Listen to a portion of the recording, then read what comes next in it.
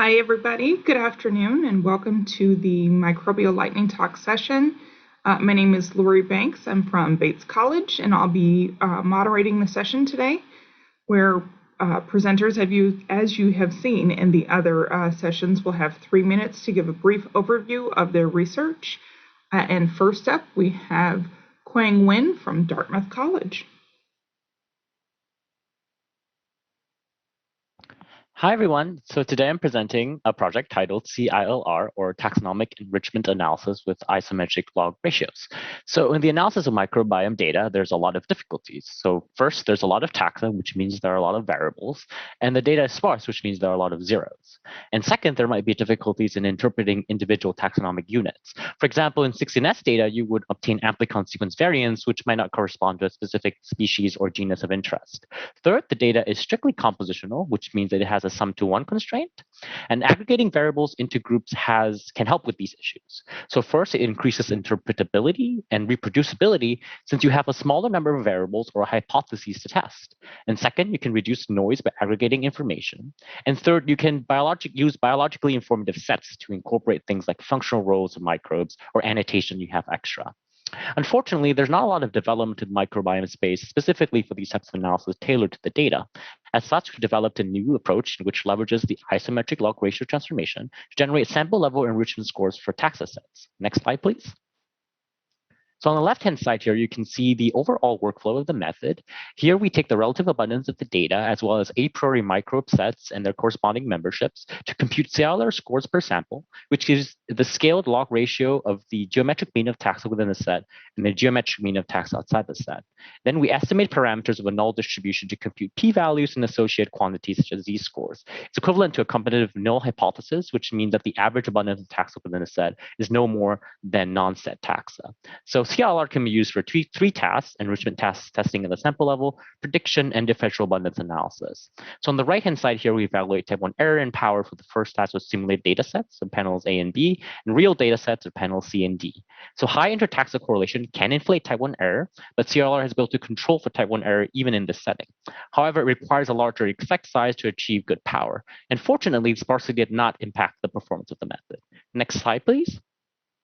Since CLR essentially gives you a matrix of enrichment scores per sample, they can be used as inputs for downstream prediction and differential abundance analysis. The left-hand side, you can see predictive performance of CLR scores when predicting patients with IBD versus controls. On the right-hand side, we show good performance, type 1 error control and power using CLR with a with a simple difference in means test. So limitations of the model include the requirement to use pseudocount for sparsity, limited power at low effect sizes for single sample inference. Unfortunately, it does not account for different levels of contribution for taxa within a set, and a limited number of sets for microbes are available. However, we are working on this right now. So we developed a package in R, so you can scan the QR code here to see it. And thank you for my advisors and our funders for supporting this research and for you for listening. Thank you so much. Up next, we have Jessica Tolbert, also from Dartmouth College. Hello, everyone. My name is Jessica, and today I'm going to talk to you a little bit about what I do in the lab and why it is important. So first off, let's start with the fact that 220 million people are affected by enterotoxigenic E. coli each year, resulting in roughly 50 to 60,000 deaths per year. With antibiotic resistance increasing, there is an increased need for alternative treatment options. And to be able to go into those treatment options, we must look at what are the underlying causes of virulence for these bacteria. So in the case of ETEC, you have the fimbriae and the toxin, and the fimbriae adhere to the intestinal lining, where then the toxin is dispersed into the cell and causes diarrheal disease.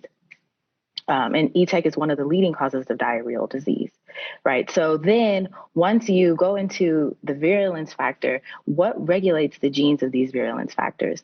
And there is a family called the Araceae family that is found in many bacteria, but in particular, we're interested in the subgroup of the Araceae family that regulates the expression of these virulence factor genes. Next slide. So RNS is actually the Araceae family homolog that is found in ETEC that regulates the expression of those fimbriae, again, those things that adhere to the intestinal lining. And upon elucidation of the structure of RNS, it was found that a ligand was bound, and this ligand was found to be a fatty acid known as decanoic acid, as you can see pointed by the arrow. This fatty acid was coordinated by arginine 75 and histidine 20, and other RNS homologs have also been shown to be regulated by fatty acids, which is also a really interesting finding. Next slide, please. CS3 is another gene that is regulated by RNS, and NLPA is also regulated by RNS. CS3 is activated by RNS expression, and as you can see in this the blue line, if you focus on the blue line rather, in the presence of decanoic acid, the gene CS3 that's supposed to be activated by RNS is actually repressed, as you can see by the lack of activity, right? And then in the next graph, you see that NLPA, which is supposed to be repressed by RNS activity, is actually de-repressed in the presence of decanoic acid, which again signifies the efficacy of this fatty acid in being able to regulate RNS activity in ETEC. And so more structural studies are being done in order to understand more about what are these interactions, what are these residues doing.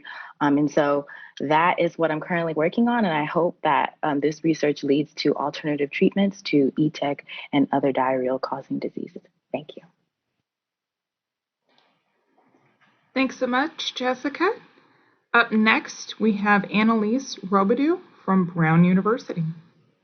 Hi, everyone. So today I'm going to be talking about how my project focuses on the identification of novel vaccine candidates in the malaria parasite called falciparum.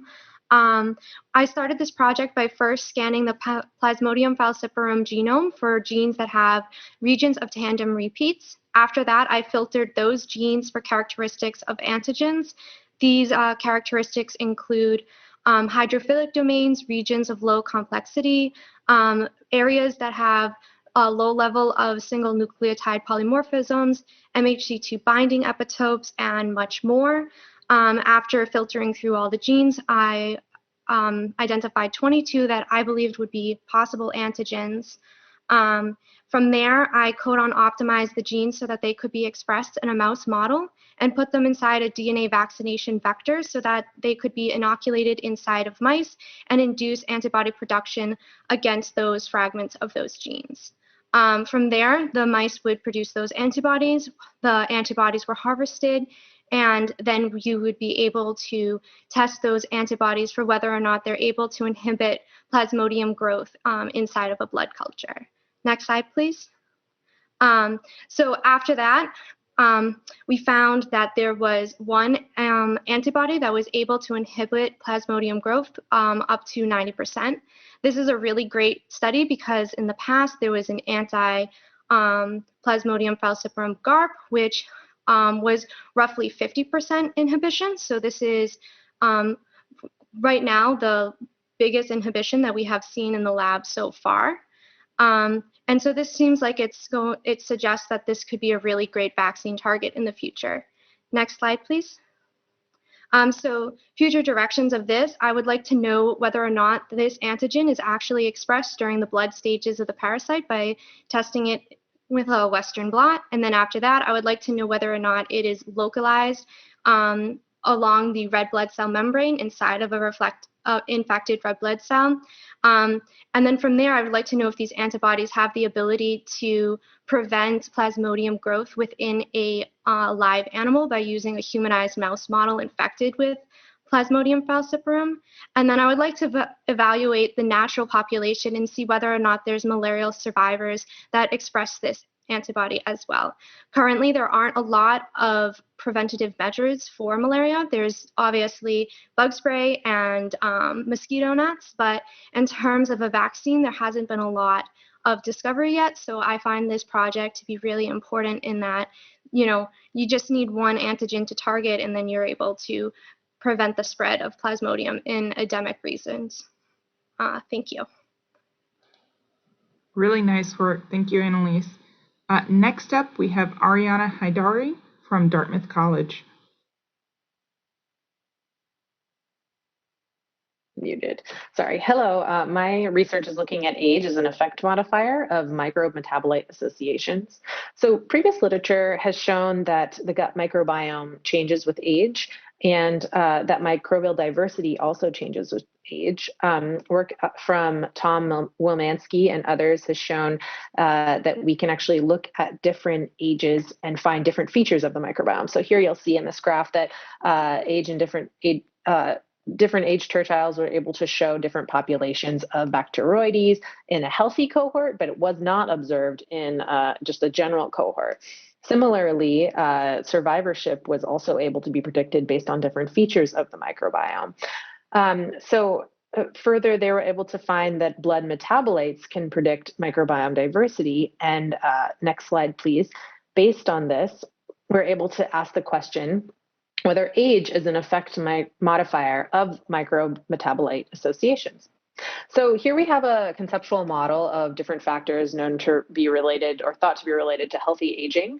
And if you'll consider the box in the center here, we consider the length of the lifespan and then the length of the health span, which is a decreasing line over the course of the lifespan. And then these different dots here represent the different microbial taxa, which are aligned with various blood metabolites.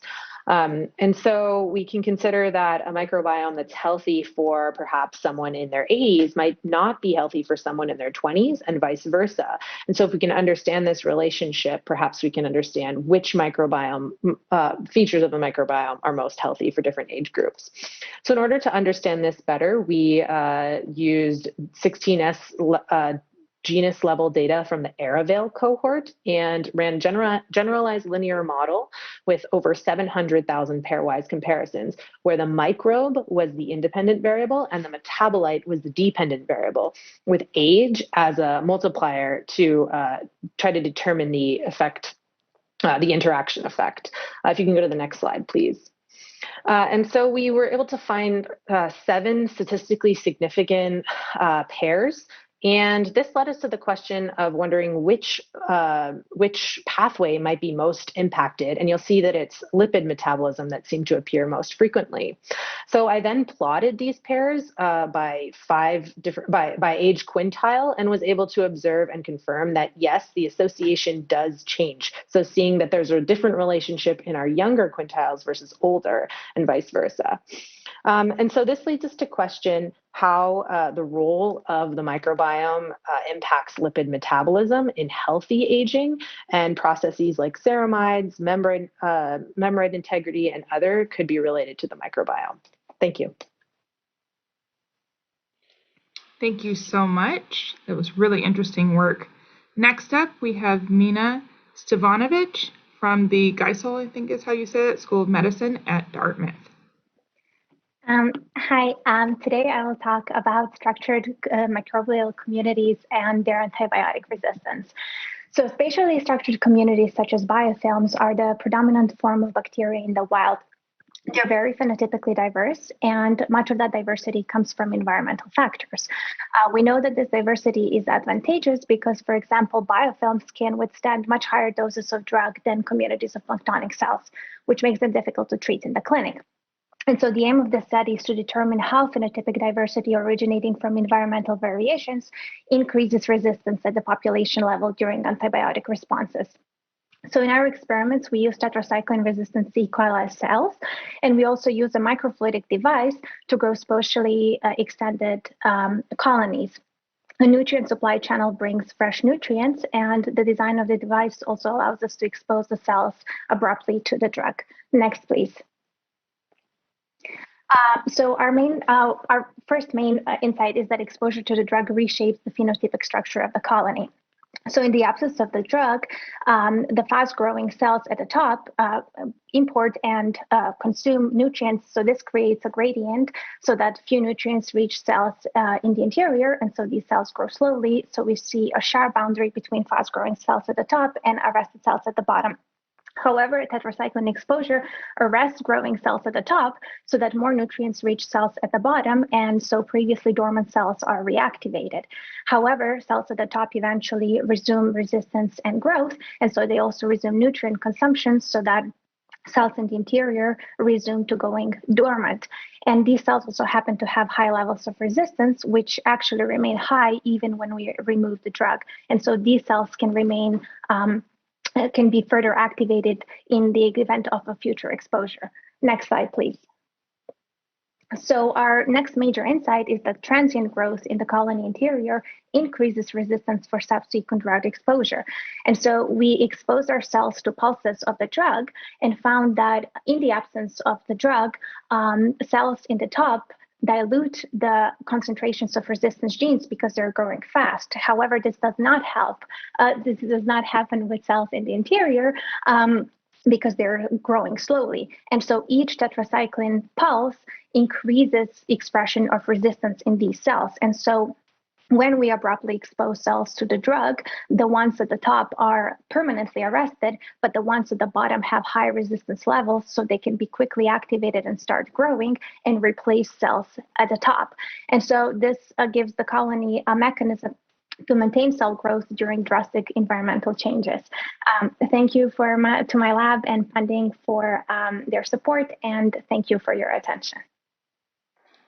Really nice work. Thanks, Nina. Up next, we have Serena Raposo from University of Maine at Presque Isle.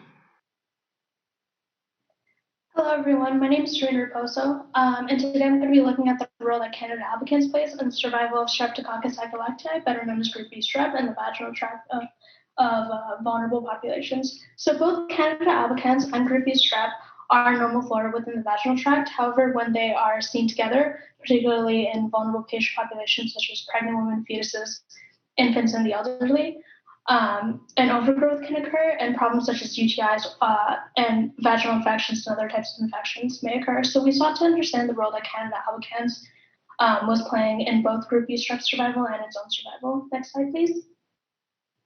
So we analyzed both the lipases and the SAP proteins produced by Candida albicans. The lipases breaking down its environment so that both Candida and Group B strep would be able to utilize its components as a carbon source for nutrients, as well as the biofilm. Candida also produces a biofilm which the Group B strep is able to integrate itself into.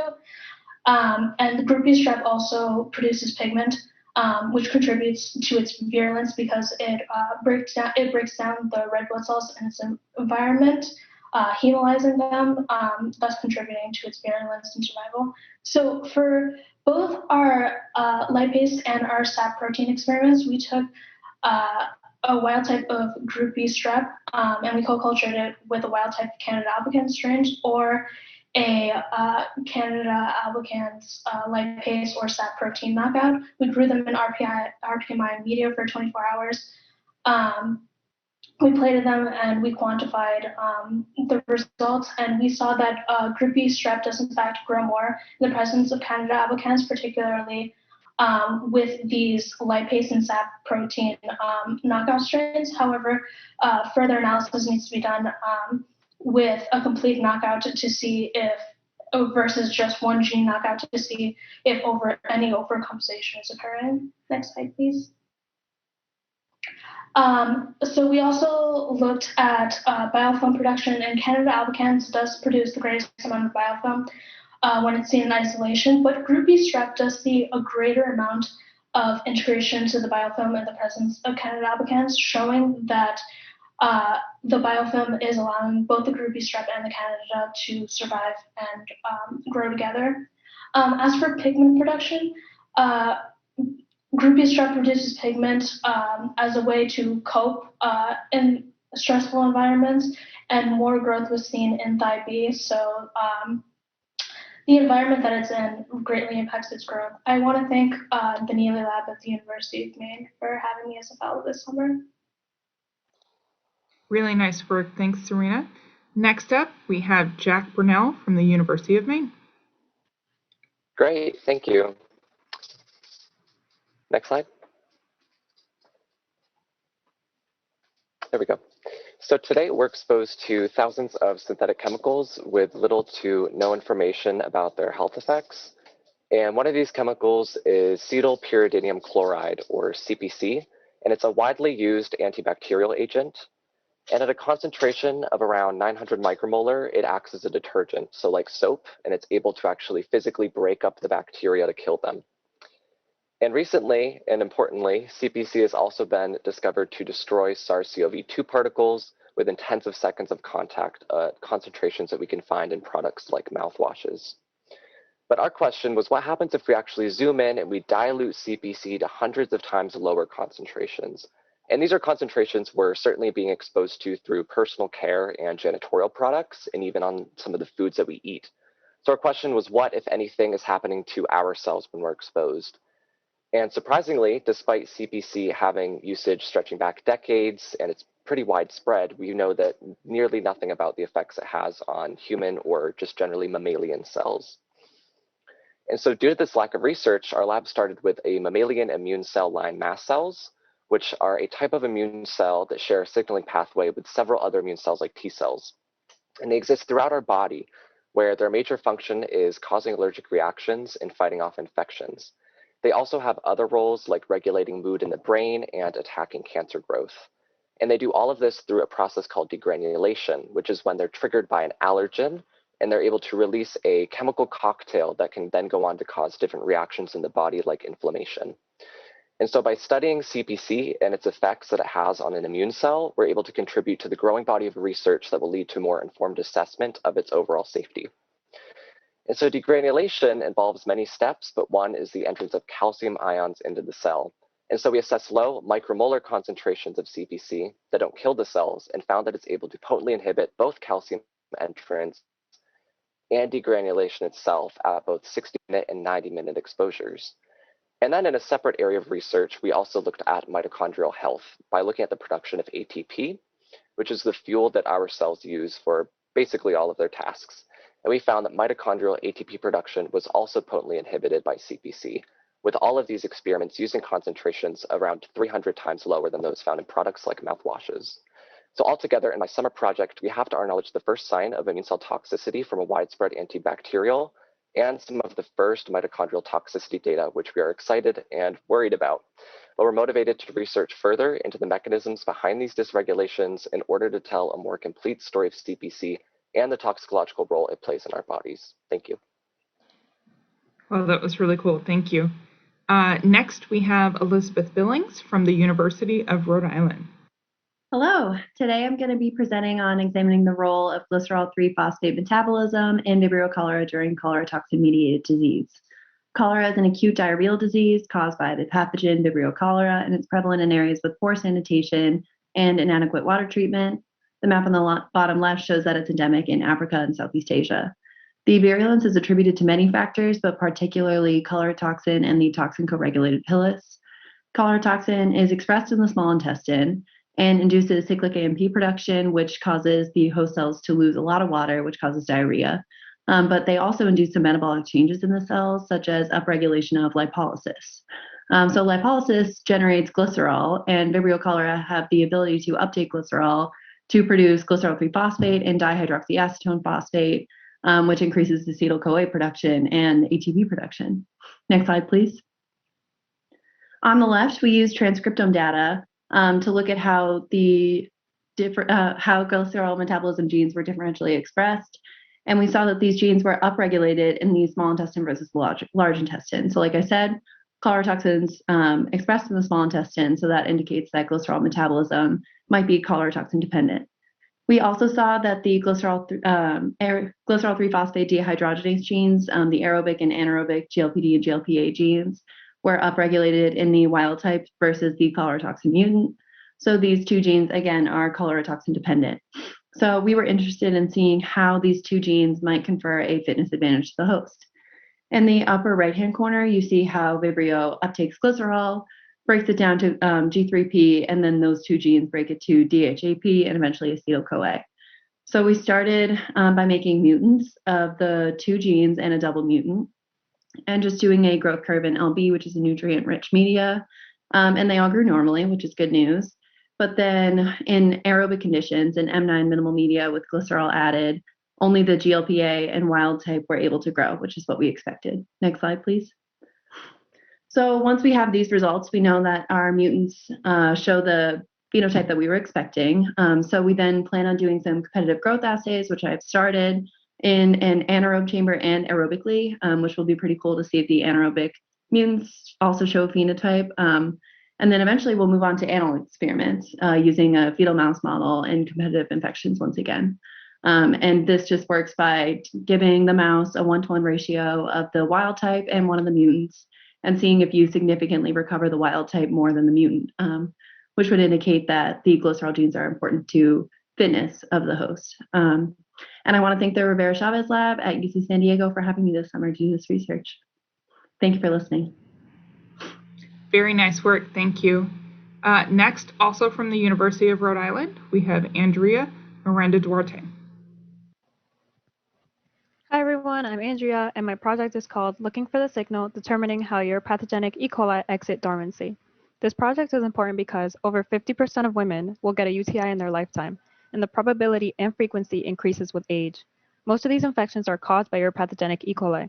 Many UTI infections are occurrent within 6 months, and we believe it could be due to the strain's ability to go into a dormant state named quiescence. We can monitor the quiescent state in the lab using a model strain called CFT073. We know that quiescence is dependent on cell density. As you can see here, less than 10 to the 6 CFU density will make the cells go quiescent, while more than that will lead to normal growth. We showed that peptidoglycan, or PG, is important for stimulating the cells to exit quiescence. PG is a molecule in the cell wall, and the cells shed this molecule regularly so that when there is a greater amount of them together, it stimulates growth. Here's an example of a plate with an agar overlay of diluted quiescent cells, and we can see the exit dormancy in response to a colony transfer, peptidoglycan, and methionine and lysine, which are amino acids present in urine. Next slide, please. The goal is to find genes that are important for exiting quiescence in response to PG. We started by creating mutants that were defective for taking up PG. This was done by performing a random transposon mutagenesis screen. Through bacterial conjugation, our donor strain, which was kanamycin and ampicillin resistant, would give the can cassette and transposon to the CFT073 strep-resistant strain. Then we'd select for mutants that had the transposon in the chromosome using antibiotic resistance. The next step would be to screen the mutants for defectiveness in response to PG. We grew dilutions on minimal medium with and without peptidoglycan. When a mutant is quiescent on minimal medium and shows no growth in response to peptidoglycan, it means they are defective and are selected for another individual quiescence assay where we hopefully confirm their defectiveness. Then we do 2 rounds of arbitrary PCR to amplify the transposon and the flanking region. This will tell us what gene was affected by the transposon and thus what gene is important for exiting quiescence in response to PG. Next slide, please. Then we sequence the results of the arbitrary PCR and line them up to the annotated E. coli chromosome online. So far, we have found 4 genes that are important for exiting quiescence in response to PG. One of them, WCA-K, encodes for a colonic biosynthesis protein, which helps make a protective capsule around the cell. This is what we believe the cells will look like on a plate after deleting the gene. The rest of them are hypothetical proteins. We have concluded that we have improved the system for making mutants and that we have found interesting genes. The next steps would be to delete the genes from a regular CFT and test if it reacts like the mutants. We'd also continue to create more mutants and characterize the genes. Lastly, I would like to thank everyone in the Camberg Lab, also the URI Genomics and Sequencing Center, the RI-INBRE program, and this conference for letting me present my work. Thank you. Very nice work. Thanks, Andrea. Next, we have Matthew Cox from the University of Maine. Hello. My project will be centered around bacteriophage interactions in Mycobacterium cheloni, leading to increased antibiotic resistance. Mycobacterium abscessus is a clinically significant opportunistic pathogen that affects immunocompromised patients, particularly cystic fibrosis patients. Diagnosed cases of M. abscessus are often highly drug resistant or even totally drug resistant, which means no known antibiotics are effective. Prophage are viral genomes that have integrated into bacterial genomes, and in E. coli, they're known to increase antibiotic resistance. No one has really explored the role of prophage on mycobacterial resistance, yet most pathogenic strains carry prophage. The Malloy lab has demonstrated that the presence of 2 prophage in the pathogen M. cheloni causes increased resistance to aminoglycosides and increased YB7 expression. YB7 is a conserved master regulator of antibiotic resistance genes in all mycobacteria. So when it's highly expressed, a slew of antibiotic resistance genes are upregulated. We've observed that the high YB7 expression is only in this double lysogen. How do these prophage interact to cause YB7 expression? Here's the problem with studying that. In any culture of lysogens, there's a subset of prophage that undergoes spontaneous induction by excising from the host genome and initiating lytic gene expression. So is BPS lysogenic or lytic gene expression important for YB7 upregulation? Next slide, please. We already have some data in our lab that suggests that genes expressed at the BPS prophage are not important for YB7 expression. I've shown that the BPS lytic infection in the absence of McProf does not alter YB7 expression. I've also determined the BPS lytic gene expression profile in strains that lack McProf using RNA-seq, and that's shown here. This summer, I repeated that experiment, though I infected cells that carried the McProf prophage with BPS that could only carry out lytic infection. And I isolated RNA from infected and mock-infected cells and measured YB7 expression in the cells over time. We found that YB7 was upregulated with BPS lytic infection, but not to the extent that was observed in the double lysogen. What's interesting is that the BPS lytic infection in cells carrying McProf is not productive. We think that BPS lytic infection plays a role in YB7 expression, though the interaction between the phage to make such a pronounced upregulation was seen in the double lysogen is still unclear. Next slide, please. I'll be looking at the expression of BPS lytic genes and McProf polymorphic toxin genes over the infection to understand more interaction possibilities. Other future directions include the creation of a super lysogen, which carries an overexpression vector to the BPS immunity repressor to lock BPS into the lysogenic mode of infection, thereby reducing or eliminating that spontaneous induction. This will allow us to understand the impact of BPS lysogenic interactions between the two prophage.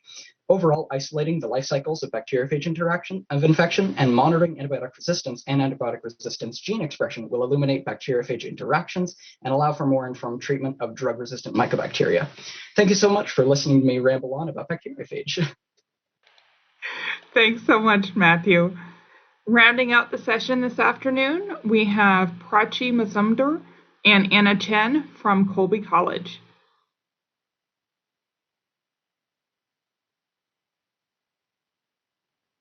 Hi, this is not ours. Yes, There we go. Thank you. Good afternoon, everyone. My name is Anna, and this is Prachi, and we work with Dr. Suzina in the Colby College Biology Department. Today, we'll be talking about the tolerance of dictydiscoidum when infected with Parabocaldaria bonia. Next slide, please. Let's talk about our purpose and experimental design. Our purpose was to quantify host fitness with increasing symbiome load related to uninfected controls. Our host was dictydiscoidum, also known as dicty, and our symbiont was Parabocaldaria bonia. Our hosts were infected at different multiplicity of infections of 1.2, 5, and 30, and triplicates of each infections were set up, and then flow cytometry was used to determine infection intensity. After that, serial dilution and hemocytometer counts were used to determine effects on host fitness by observing the spore counts. Next slide, please. As you can see from the figure, different symbionts are detrimental to varying degrees as infection intensity increases. Looking at the figure on the left-hand side with the red dots, part A, you can see that this symbiont has a more shallow slope than the other two. So we can see that it has a less detrimental effect on our host when infected. And overall, it seems that there is a significant host genotype by symbiont genotype variation and also host resistance. With native hosts or symbionts that are found on the host genotype in the wild, we might see tolerance variation. However, with the naive hosts, such as the ones we see here, we do not notice this variation. This figure's varying slopes would be an example of what we'd expect to see with tolerance variation among different hosts. However, this figure shows different symbionts rather than different hosts, so it's not applicable here. Yeah, and thank you. Thanks so much. It looks like we have one question for one of the speakers. I will let one of the other, I think Brett is going to field that question. Yes, thanks, Lori. So this question is for Annalise Robidoux. Annalise, are you still with us? I'm with you. So a question came in the chat while you were giving your talk from Charles Midget, and it says, Annalise, why scan for genes with tandem repeats? So tandem repeats is a characteristic of past antigens. So one of the genes, the Plasmodium falciparum GARP, has many different regions of tandem repeats in it. And then the current vaccine that is on the market for malaria, which has had a little low success, but it also has regions of tandem repeats in it. Regions of tandem repeats also typically are low, have a low complexity, which makes them a little bit more likely to be grabbed by an antibody. Okay, I have a follow-up question then, because it's been a little while since I've read about this, but I think you're referring to the RTSS vaccine. Yes. And that's a circumsporic protein fragment, I think, fused to hepatitis B antigen. I'm not familiar with the specifics, but and so is the idea, as the follow-up question, is the idea then that the best place to look, since RTSS has had not as high a success rate as they think, is the idea that that maybe other tandem repeat containing proteins might be a good immunological target for a vaccine? Correct. The other thing that is unique about my project is that we're focused on targeting blood stage malaria. So I don't know if you're familiar with the course of infection, but typically malaria will come in, it will be a sporocyte, it will infect the liver, and then it will break free from the liver and enter the blood stage. Most vaccine targets try to get the malaria parasite before it enters the liver or immediately after exiting the liver. But these are very small windows of time, maybe only a couple seconds to a couple of minutes. And so it's hard for the immune system to spring into action. So we're looking for areas that have tandem repeats, but are also expressed within the blood stage, within an infected red blood cell, because that opens the window up to about 48 hours. And while infected, the red blood cell will exchange some membrane proteins with the parasite. And so it's very likely that some of these proteins could be exported to the red blood cell membrane and could serve as a potential target for antibodies. And thanks, Annalise. That really expands on that nicely.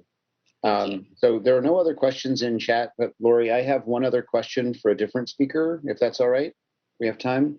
So sure. Andrea Miranda Duarte, are you still with us? Yes, I'm here. Oh, hi, Andrea. Hi. The question I have for you, your talk got me thinking about kidney function and different amino acid concentrations in urine and how that might be a risk factor for UTIs. And I hadn't really ever thought about that before. So I have a more general question. Is the thinking that there could be differences in susceptibility, or is there any credibility to this thought for different people with UTIs that depending on how they vary in terms of the amino acid levels in their urine, could that be a risk factor for UTIs? It's definitely something to consider. It's not exactly the type of question that we're pursuing in the lab, but that would definitely be something that we could look at.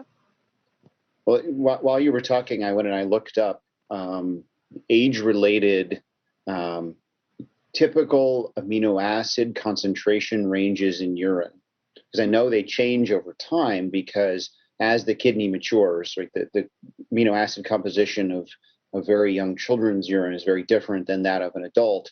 And then it got me thinking, well, what concentration of different amino acids is very different depending on the amino acid. So that's what your talk spurred. So thank you for speculating on that. I love these talks because they really just they make you think about things in little digestible bites and how it all fits together. So thank you very much.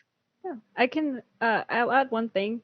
That's why hygiene is very important when it comes to preventing UTIs, because you don't want those cells to actually have something that will wake them up there, which is something to consider.